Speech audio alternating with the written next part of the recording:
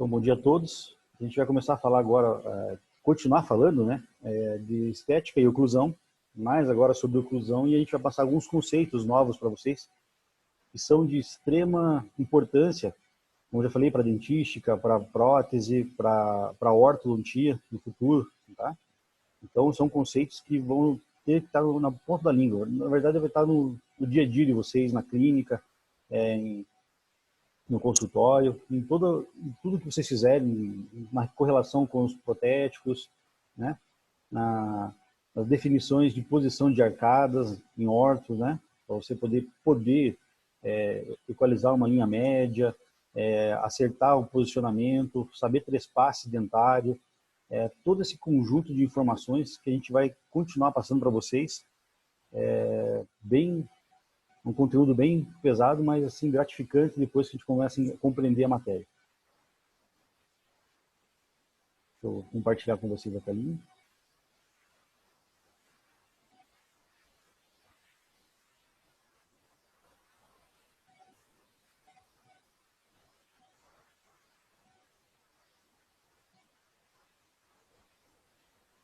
Consegue ver aí, pessoal? Tudo certinho?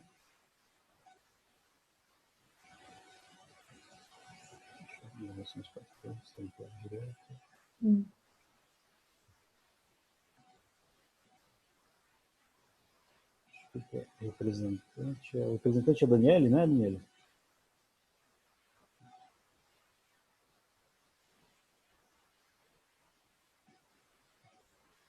Não, é a Thalita, né? A Thalita tá aí. Thalita não tá. Não tá. Bom, vamos lá então, pessoal. A gente vai começar falando para vocês agora.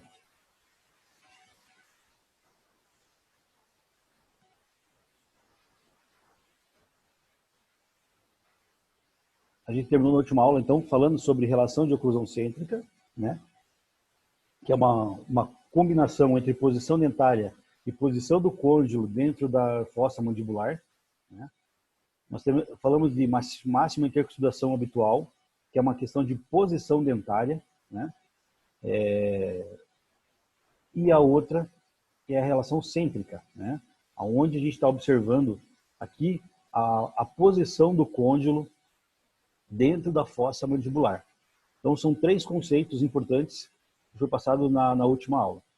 E agora, a gente vai começar falando para vocês sobre dimensão vertical de oclusão, dimensão vertical de repouso e espaço funcional livre. Tá?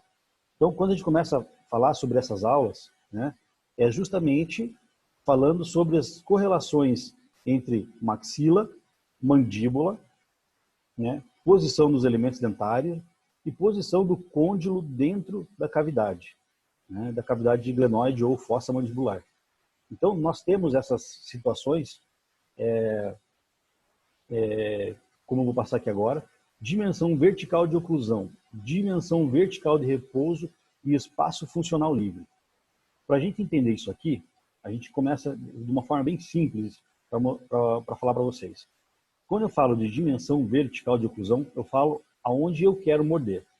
Quem tem elemento dentário, né, todos os elementos dentários, ou ausência de um ou outro, tem estabelecido uma dimensão vertical de oclusão, uma dimensão vertical de mordida, né, falando um jeito simples de falar, mas a dimensão vertical de oclusão. Estabelece que é o seguinte, quando você morde, você tem, no caso, a máxima de exudação, ou pelo menos os contatos dentários, você tem estabelecido, quando você morde, uma altura de mordida, ok?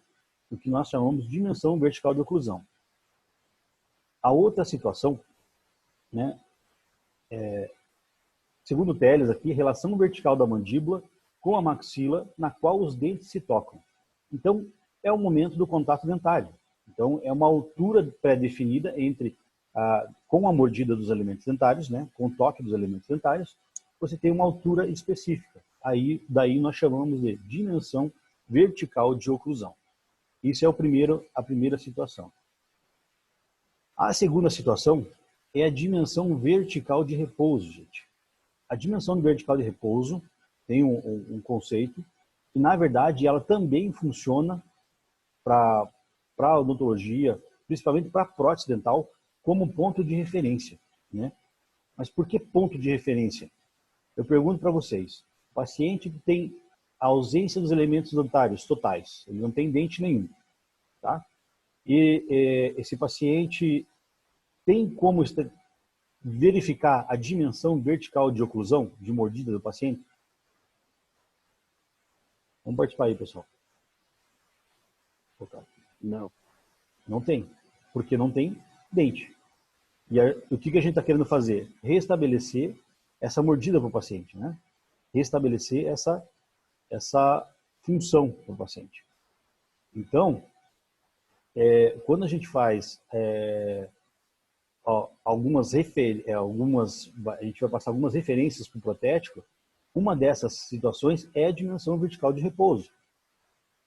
Eu vou ler para vocês aqui, a de mesomo, aqui é uma definição, assim, pessoa se encontra em posição ereta, sentada ou em pé, em estado de relaxamento, a mandíbula assume uma posição de descanso postural, isto é, com músculos elevadores e depressores, num estado de atividade mínima.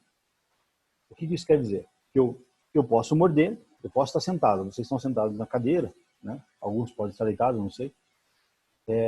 Estar sentado na cadeira e, se você morder, você tem a DVO. Se você inspirar, relaxar e ficar solto, né, com os lábios entreabertos, não com a boca aberta, você vai ter, nesse momento, uma posição de relaxamento. E você vai perceber que seus dentes não se tocam, né? Então, nesse momento, você tem a dimensão vertical de repouso. E acredite, todo mundo tem essa dimensão vertical de repouso. Por quê? É uma questão de relaxamento dessa musculatura elevadora e depressora. Então, ela é padrão. E a gente pode aferir isso, né? Eu posso medir isso daí. Como eu vou fazer isso, eu vou explicar para vocês depois. A outra situação que nós assumimos aqui, né, é outra definição também, continuando aqui do mesoma, e que é assim, compreende entre as distâncias entre o ponto náseo, né, da espinha nasal, ignátio, da área mental, ou mentual, né? Quando a gente fala, deixa eu só passar aqui para a tela.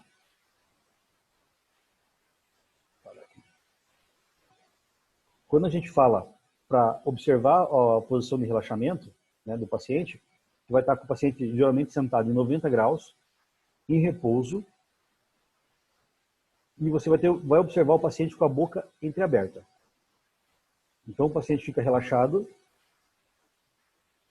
com a boca entreaberta, você tem uma posição de relaxamento.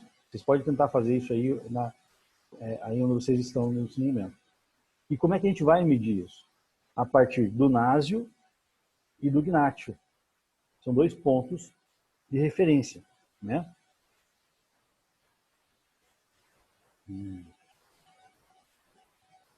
Bruno. Ok, Bruno.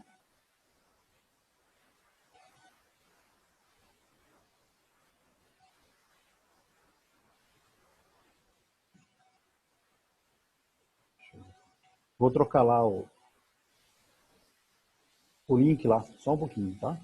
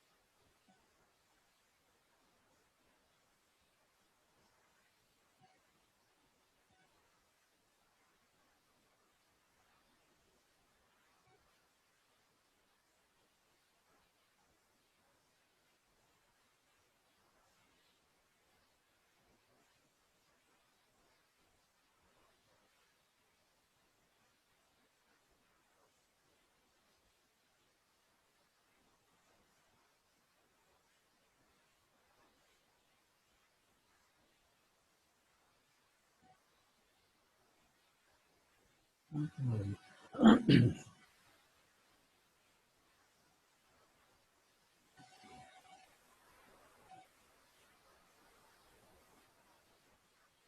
gente quer que o negócio ande ou não vai, né? Ah, beleza.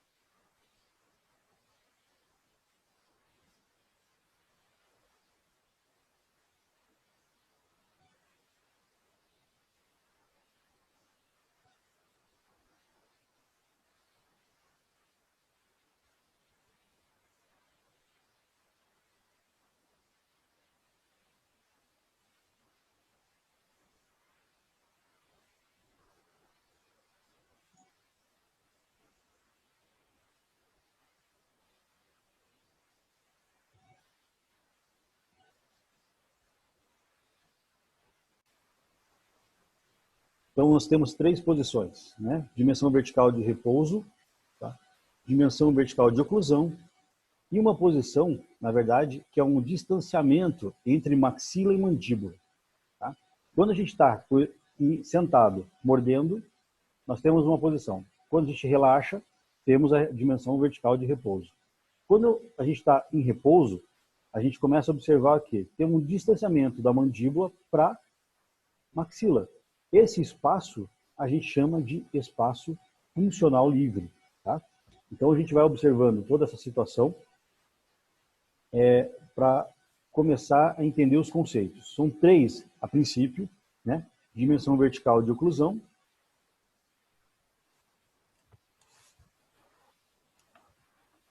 dimensão vertical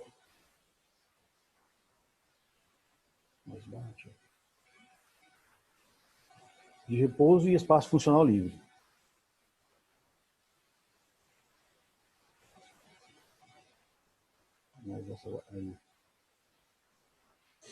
Então, vamos lá. Então, dimensão vertical de repouso. E a sequência disso, né? Para a gente medir, que eu estava conversando com vocês, dimensão vertical de repouso, nós temos a questão do násio e do gnátio, né? Então, a gente vai utilizar uma reguinha, chamada régua, ou, desculpe, compasso de Willis, né? Que vai aferir essa distância entre a espinha nasal e a posição do mento, do gnátio ao násio, tá? Então, tomem cuidado, isso aí, que geralmente esse espinha nasal aí é questão de prova, hein? De anatomia, presta atenção.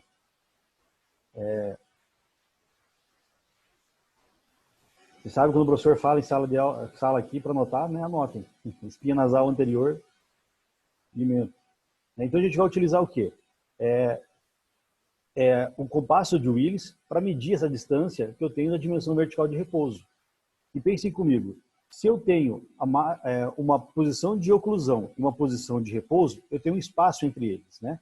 E na definição do Teles, assim, espaço existente entre os dentes quando a mandíbula se encontra em posição de repouso, na qual o tônus muscular está em estado de equilíbrio, né? Então, na verdade, é a posição de repouso. O que nós estamos aferindo, na verdade, só é a distância entre mandíbula e maxila. Então, o tônus muscular está em estado de equilíbrio. Então, aí vocês vão ter que botar essa formulazinha aqui debaixo do travesseiro. Espaço funcional livre é igual dimensão vertical de repouso menos dimensão vertical de oclusão. Ok? Então, na verdade, eu tenho a posição de mordida, que é a DVR, a posição de relaxamento, que é a DVO, né? Isso aqui. Não está certo. A dimensão de repouso, né? Perdão, repouso menos a posição de mordida. Assim eu vou ter meu espaço funcional livre, ok? Então, essas três posições é correlacionamento da posição de mordida, de relaxamento, ok? E também a distância entre a posição de mordida e relaxamento, que é espaço funcional livre, dimensão vertical de repouso e dimensão vertical de oclusão. E quando a gente fala em oclusão, aí é todo um contexto, porque a oclusão não se dá somente de forma estática, né? Ela é dinâmica, então ela vai se correlacionar. Então, nós teremos aqui três tipos de oclusão, depois a gente vai complementar com uns artigos mais para frente, para vocês. são os tipos de oclusão que a gente pode estar utilizando lá em prótese total. Aqui, eu estou dando um conceito geral de oclusão geral. Tá? Então, quando a gente fala em oclusão, nós temos 3 tipos. Ideal, oclusão fisiológica, que é o que acontece na maioria da população, e oclusão patológica. Tá? Então, nós temos 3 tipos de oclusão. Mas, como eu disse, o que eu vou falar aqui para vocês de oclusão é para vocês entenderem o que são os tipos de oclusões que existem. Depois a gente vai dizer para vocês, passar uns artigos para vocês estudarem, para a gente discutir isso, correlacionando oclusão em prótese total. Tá? E aí para a gente trabalhar essa ideia do conceito que vocês aprenderam aqui. Oclusão undial, o que quer dizer isso? Onde a transmissão das forças oclusais ao longo dos eixos dos dentes, né, elas tem essas transmissões exatamente ao longo do eixo dos dentes. Então, aplica-se a força na arcada dentária e você tem essa transmissão difundida ao longo do eixo do dente. Então, isso é uma oclusão ideal. O seu dente nunca vai sofrer, ele não vai ter